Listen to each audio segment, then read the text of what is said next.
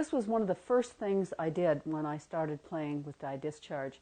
And I got the biggest bottle of dye discharge I could buy and gathered together a batch of mostly black but dark colored natural fiber fabrics. So everywhere the dye discharge goes, it pulls the color out. You never know what it's going to leave underneath. So sometimes in this case it was kind of a natural color. In other fabrics it might be a little more pink or a little more yellow. As a kid I loved the idea of invisible ink. This is like invisible ink. You brush it on, you let it dry, it dries off, you hit it with a hot steam iron and just whoosh, the color goes away. Once I've pulled all the color out, then you have to take the piece of fabric and rinse it, because there are chemicals in the discharge that basically it's beginning to destroy the fabric. So what you want to do then is you want to rinse it just with cool water. You don't need to put anything else in it, just a very delicate rinse, hang it up to air dry, press it again, and then you can do whatever you want to with it. So what you're seeing here are rubber stamps. There's a little bit of foil on it, but we'll talk about that later. What happens with the rubber stamps is they get kind of smeary. This one all but disappeared, but I love the grid that remained. This is a hand-carved rubber stamp that I made. This is just a piece of styrofoam. And over here, along the edges, these are little marks that I made with a little squeeze bottle, just dot, dot, dot, dot, dots. This design is just drawing a little line with a little squeeze bottle. You can write words. I love words, love text. And I also like making up my own little sort of symbols and alphabets. So that's what's going on over here. We're looking at 2 layers too. So what I found right away with dye discharge is it's really beautiful if you layer it or double it. So I've got some garments where I just took the silk organza and doubled it. Probably for 4 or 5 weeks I was in my studio with lengths of fabric about 1/4 yard wide, and I got out my rubber stamps because that was mostly what I had at the time, and I would do these strips of fabric, lay them across the cutting table and just put images on them.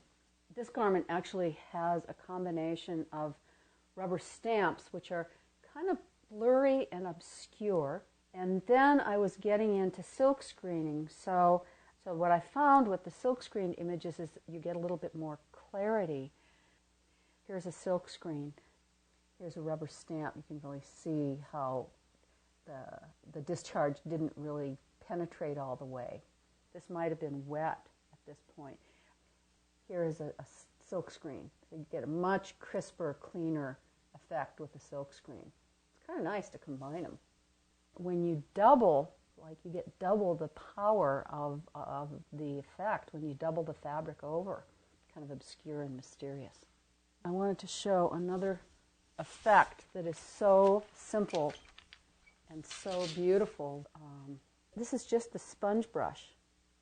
So I do a lot with just the sponge brush, with making little marks and grids or circles. Now this one doesn't have any silk screen on it at all. These are all the bits and pieces I used before I discovered the world of silk screens. So like this is just a piece of styrofoam, packing element on a chair. Here you've got the sponge brush, so just the end of the sponge brush. I really like it when my sponge brushes get kind of old and used up and the paint's dried on, because they make really nice little lines. This would be a more wet one. And it's a combination of stamps I bought and stamps I carved. This one is one of Cheryl Kahn's stamps. That's a stamp I bought. This is a wood block from Nepal, which is a very hard surface and doesn't give as crisp an image. A rubber stamp. And then here's one I carved. So what I like about the ones I carve is that I can get a bigger, more bold kind of a design with them. But with the purchase stamps, you can get some fine qualities. Here's a little one that's got writing on it. The really, really fine rubber stamps are not going to work for this. I find they have to be of a certain scale, and they have to have a certain kind of boldness or If they're too fine, no definition shows up at all. This is a little talisman bag I made for myself. This is like a little power piece. And what we're looking at here is 2 layers, very abstract, very simple. This was done with my outtakes, the scraps. It's so funny. A lot of times, the things that at the end of the day, I will look at this stuff and I will think it's ugly or I don't like it. And then if I come back later, it can be very wonderful. And one of the things I like about the Discharge is that I can take an opaque fabric, so there's linen underneath and then silk organza on top, and I can take those 2 layers and move them around till I get a juxtaposition that I like. Now this has a little metallic foil on it as well, but I'm just talking about the Discharge here. So this is just kind of a smoosh with a piece of styrofoam and the sponge brush and the little squeeze bottle where I just drew on it. And then a little not very clear rubber stamping. This is an element like a nozzle to a hose. So the tools here are very primitive, but I love what happened. I love the abstract quality of it. You're not just limited to black. Other colors work really beautifully too. So here's kind of a bronzy color over a brown silk taffeta. So this is 2 layers. And here, this is a silk screen, the text that you can see showing through. And then there's foil underneath, and there's even some dye discharge way underneath that barely even shows up on the silk taffeta. And then here again is dye discharge.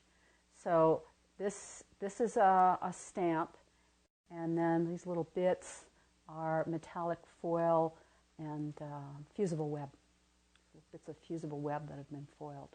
So again, it's the 2 layers that make it quite lovely. If you have a color that you want to bring out, you can put a totally different color behind, and because of the discharge area, it creates a really beautiful effect. So play with that. So here's another one of the little bags.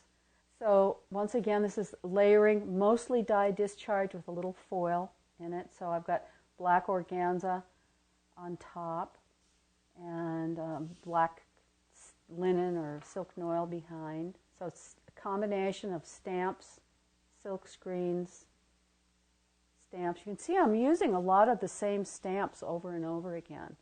And then text, where I wrote in with dye discharge with a little squeeze pen, and then laid in some shots of color with the metallic.